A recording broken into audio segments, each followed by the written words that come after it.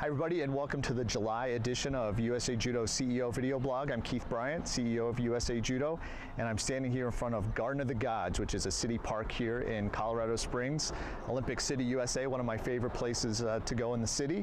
And there's a lot going on that I want to just jump right in. And first of all, I want to thank everybody that went to Spokane to attend the Junior Olympic National Championships. It was one of the biggest events that we have had in many years, and so I want to thank all the participants, the coaches, family members, and then also all of the volunteers and people that hosted us in Spokane. Great city for an event, so thank you for that. Also want to thank you for bearing with me when I did the Olympic Day video with you all in Spokane, and that video on Facebook has had 12,000 views and had a reach of 128,000 people, which is one of our highest rated Facebook posts, so thank you again for that. So with JOs complete, we're now looking ahead to November, where we'll have our final event of the year, which will be the President's Cup. That'll be down in Irving, Texas on November 18th. It's the day after the Dallas Invitational at the venue that it's been for many years now, the Irving Convention Center. So we hope that we'll see you there. The registration packet will be put on the website here shortly, if it's not already by the time of this video. So check out more information on the USA Judo website.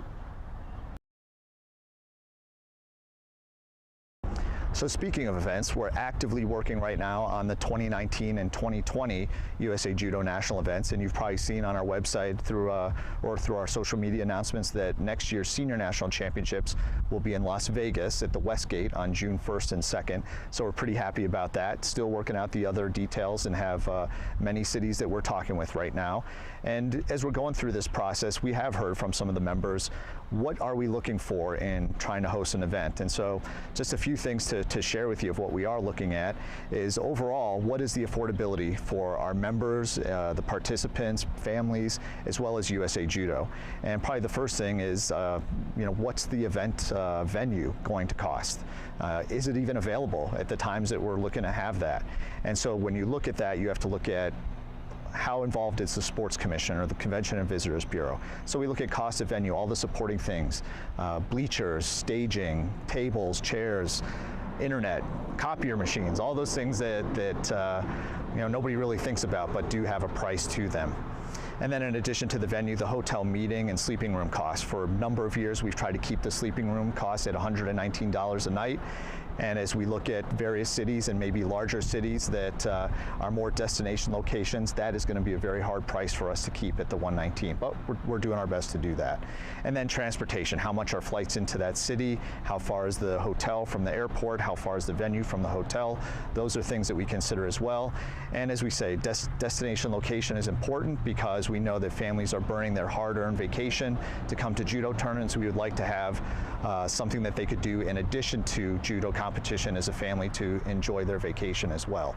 And then lastly, we just try to spread it around the country so that not any one region of the United States is inconvenienced with too much travel to one location or another.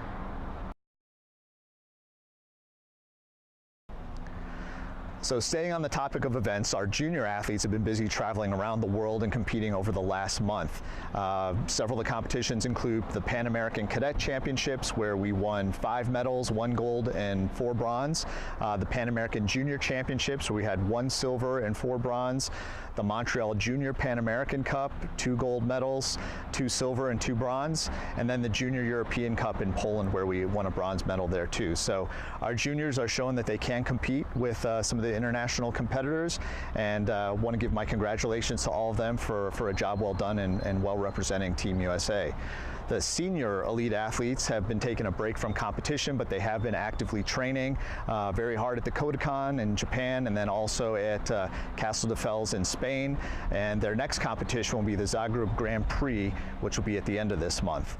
And then also at the end of this month will be the 2018 FISU America Games in Sao Paulo, Brazil, which will feature American judoka representing the National Collegiate Judo Association as well as Team USA. So again, congratulations to all those that have been training hard and competing around the world, and best of luck to those that go into the competitions later on this month. And we're related to domestic events here in the United States, the USA Judo Board recently passed 2 motions that will have an impact on our local and regional events in particular. And the first is the space between mats at competition. Historically, we followed the IJF spacing of 4 meters, and we have now reduced that to 3 meters. We heard from local event hosts and organizers that trying to get an affordable venue space that could fit as many mats as possible, the extra meter was causing some distress and maybe reducing the number of people that could attend their event. So hopefully that'll be a great thing for local event organizers, while also, focusing on keeping things safe for all of our competitors. The other motion that was recently passed is in regards to religious headgear. And so for referees, we've always been okay with referees wearing religious headgear. This was really more around the athletes and the competitors. As you may know, the IJF does not allow any headgear of any kind, religious or otherwise. But here in the United States, with the freedom of religion and speech and things like that, we felt that we wanted to handle it on a case-by-case basis.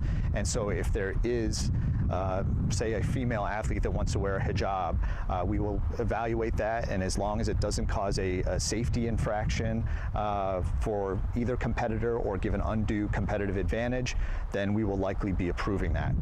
We'll just have to make sure the hijab or whatever headgear is tight around the face and tucked into the judo gi, and it's something similar to what you'll see in the pictures here.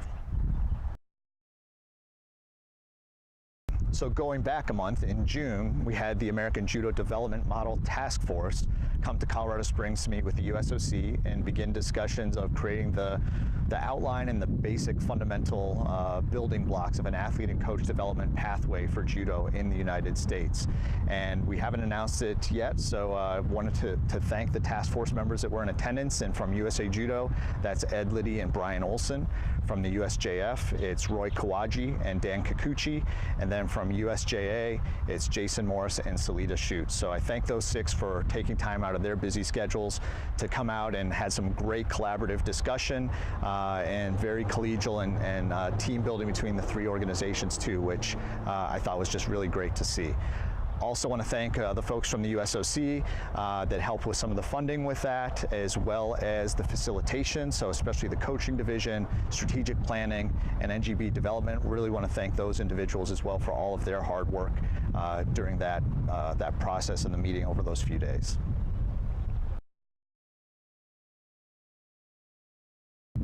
And so as we talk about destination locations, and you see the beauty that's behind me here in Colorado Springs, I want to make you aware of 2 training camps that are coming up here in the next few months.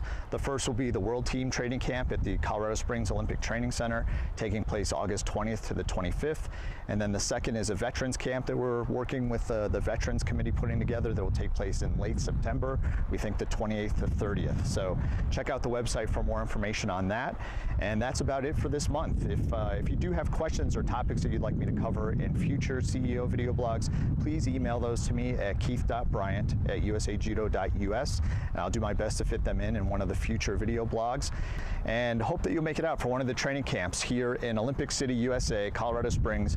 You can see the beauty behind me here, and if you do make it, hope you'll stop by the USA Judo offices as well. So thanks again for your support in growing judo in America, and I look forward to seeing you soon.